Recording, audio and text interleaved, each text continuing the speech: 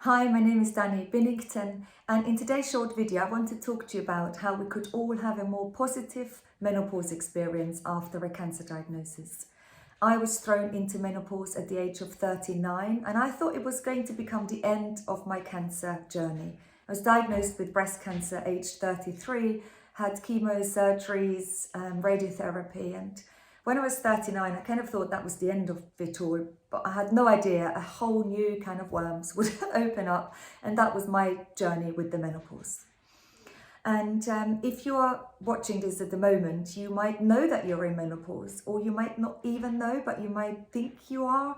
And I'm sharing that because so many people don't actually know what's going on with them. And it's one thing that I'm really passionate about, because not a single week goes by where I'm not outraged at how undereducated and under-supported we are. To give you an example, when I was going through chemo and my period stopped, I didn't know I was in temporary menopause. I knew my period stopped, but no one really talked me through that what I was experiencing was temporary menopause. Now that might be you, and so it's really important that we all know more about what's going on with us. You might be in surgically onset menopause like me. You've had an operation, a hysterectomy, that would have thrown you into menopause from one moment to the next. Or you might be on something like tamoxifen or aromatase inhibitors as part of your long-term treatment. This is what we call a medically onset or medically induced menopause. And so it's really important to know what's what and where you're at. And if you're not quite sure, it's important to ask your healthcare professionals and say, is this menopause? Am I in menopause? Is this temporary? Are my periods going to come back? And so really ask the questions if you're unsure, because you'd be surprised. So many people don't know exactly what's going on with them.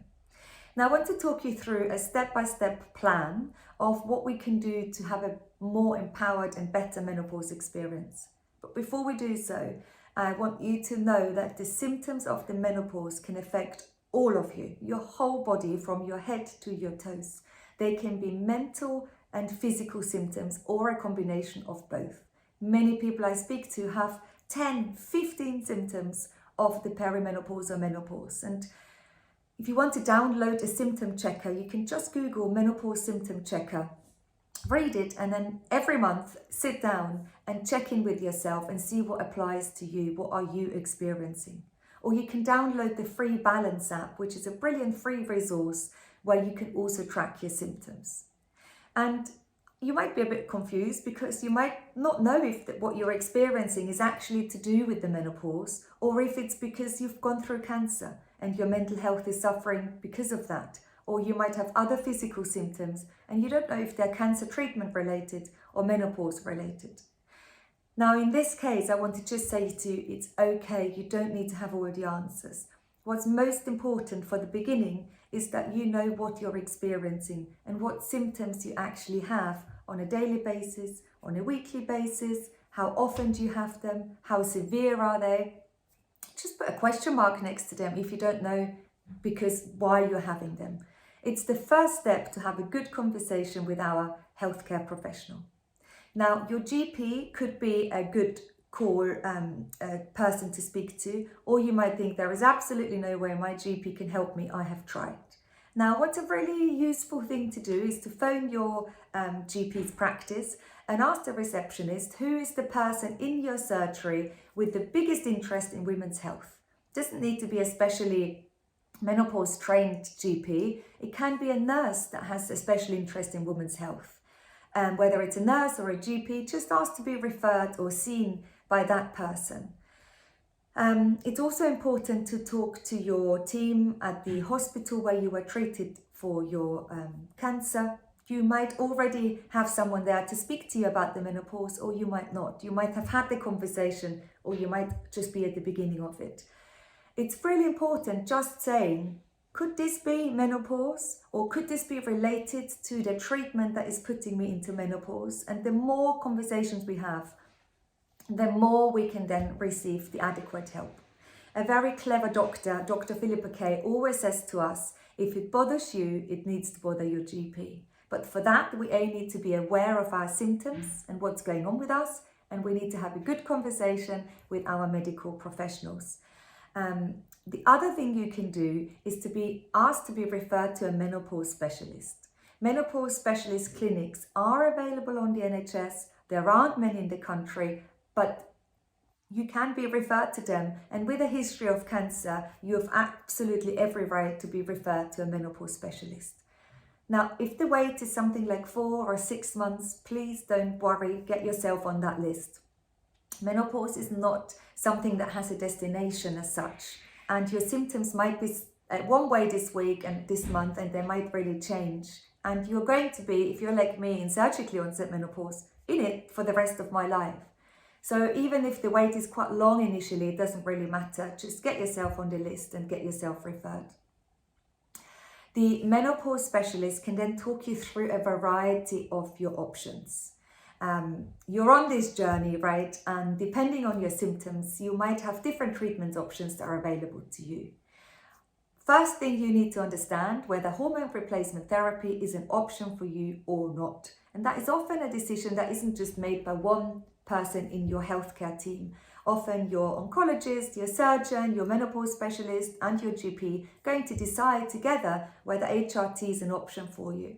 And if you're just being given a blanket no, I think you should go back and ask why. Because just no is always unhelpful, because then you're always going to be feeling that you're denied of a treatment that can help so many other people. And so really understand why HRT is an option for you or why it isn't. And then you can make an informed choice. And you can be a bit difficult.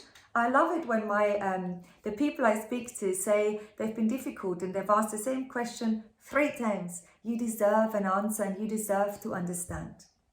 Most important thing is for you to understand how you can outweigh your risks versus your benefits. We have overall benefits and risks to anything we do and any medication we take in life. And there are also our long-term health risks. So many people I speak to worry about your bone health, your heart health, especially if you've been thrown into menopause early. So it's important to understand, if you go on HRT, what are my risks, what are my benefits, and for you to really understand them so that you can make an empowered choice about your treatment options. If HRT is not an option for you, or you decide not to take HRT, then there are other medical treatments that your menopause specialist and GP can talk you through. They can help with hot flushes, they can help with bladder symptoms, they can help with other urinary symptoms, vaginal atrophy, vaginal symptoms. And so talk about your non-hormonal medical options. I know antidepressants get a really bad reputation, especially in the menopause conversations. But if you are in menopause after a cancer diagnosis, it's kind of like a different ball game. What applies to women who go through menopause naturally doesn't always apply to you. And so there are many women I speak to and they say antidepressants really help them. They can help with hot sweats, hot flushes. They can also help with bladder symptoms. They can also help with mood disorders when you're going through the menopause. And they're often being given in a very low dose, much lower dose than for clinical depression. And so have a conversation with your menopause specialist and tell them, ask them to explain to you how an antidepressant can help you and if it's suitable to you. But on top of antidepressants, there is a whole host of other medications that can help you with your symptoms. So remember, the clearer you are about what you're experiencing, the better you will be able to communicate that with your healthcare professional. And then you can really work at what medications, whether that's hormonal or non-hormonal, can help you. I'm a real believer that complementary therapies can also be really helpful, and the British Menopause Society lists quite a lot on their websites. You can look at the British Menopause Society. Cognitive behavior therapy is really beneficial. Acupuncture as well. So have a little look if there is something else you might be wanting to implement on top of maybe medication. I always think a menopause experience can be really positive when we take on board a variety of things that can help us. If we just do one thing at a time, we often don't have such good results.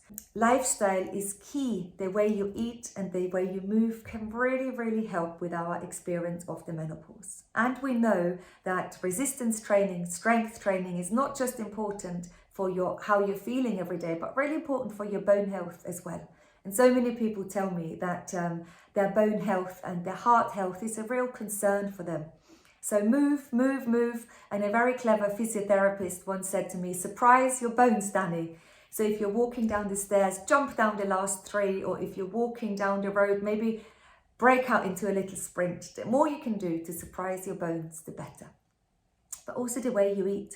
So for example, hot drinks in the afternoon and then a hot bath can really increase for us having innate sweat, because our body sort of stores that heat and then throws it at us at 3 o'clock in the morning. So spicy food, for example, alcoholic drinks can really increase the severity of your hot sweats. Some people say to me, do you know what, I really feel that when I'm eating red meat, it can be a trigger for me. And so the more you can get to know yourself and what your triggers are and what you can do, that can make a huge difference to how you're experiencing many symptoms. And on top of that is community, and I think that to me is key and perhaps the number one factor that can help us have a better menopause experience. I run a program with charity Trekstock who support people in their 20s and 30s through cancer. And we run a menopause program, and one thing that 89% of adults say to us is, I feel so isolated in my menopause experience. I feel I can't talk to anyone else about it. There is no one else I met, no one else I've spoken to who's also in menopause after cancer. But you're not alone, and there are many people, and we sometimes have 30, 40, 50 people on our menopause programs. And so what I would say to you is reach out to anyone and find a menopause buddy. You don't need to worry that people might think you're moaning. The menopause conversation has exploded over the last few years, and it's been great because more people understand how debilitating the experience of a menopause can be for a woman going into menopause naturally. And so if you're thrown into it because of your cancer treatment, that people are really going to understand you're struggling. So talk to other people or find other like-minded people. You'll be surprised you're not alone. And remember, menopause has no destination, it's a journey. What you're experiencing now will most likely change, and your symptoms will also change. You're not going to feel exactly the same forever until the rest of your life. And please really, really know that. It's a really fluid and fluctuating journey. And so our approach to it will have to change. Our mindset will have to stay open. If you're on a treatment now, you might change that treatment over the next few years because your symptoms might change. And keep the conversation open and your mindset open with your oncologist as well. If you're on tamoxifen, for example, and it gives you lots of side effects and your menopause experience is dreadful, then communicate that. Don't think you have to suffer through it for years. There might be another treatment that is almost the same for you and your body in helping you have better overall survival rates, but comes with fewer side effects for you because you're unique. And your treatment plan is unique and your menopause experience is unique. So I really hope that makes sense to you. It's reaching out and communicating is absolute number one key. And I think that's all from me today. It's been an eye-opener being thrown into menopause myself. It's one of the things that is with me every single day, and I'm truly trying for it not to define me, and I hope you can also find a way for it not to define you. Menopause is something that happens to us.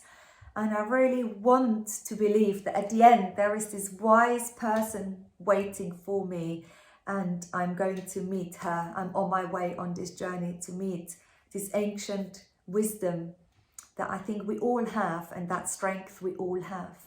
And I wish you all the best on your journey into and beyond menopause, and communicate what's going on with you and don't give up because there is always something you can do.